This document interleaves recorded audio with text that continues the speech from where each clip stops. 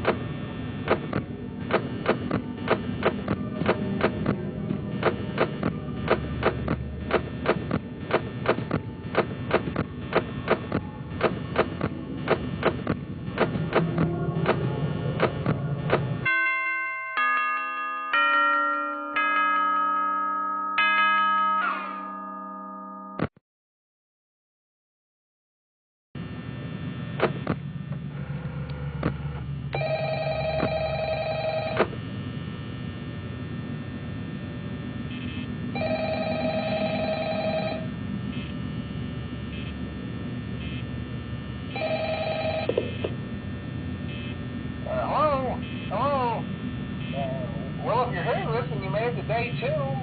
Congrats. I won't talk quite as long this time since Freddy and his friends tend to become more active as the week progresses. It might be a good idea to peek at those cameras while I talk, just to make sure everyone's in their proper place, you know. Interestingly enough, Freddy himself doesn't come off stage very often. I've heard he becomes a lot more active in the dark, though, so hey, I guess that's one more reason not to run out of power, right? I also want to emphasize the importance of using your door light. There are blind spots in your camera views, and those blind spots happen to be right outside your doors. So if you can't find something or someone on your cameras, be sure to check the door light. You might only have a few seconds to react. Not that you would be in any danger, of course. I'm not implying that. Also, check on the curtain in Pirate Cove from time to time. The character in there seems unique in that he becomes more active if the cameras remain off for long periods of time. I guess he doesn't like being watched. I don't know. Anyway, I'm sure you have everything under control. Talk to you soon.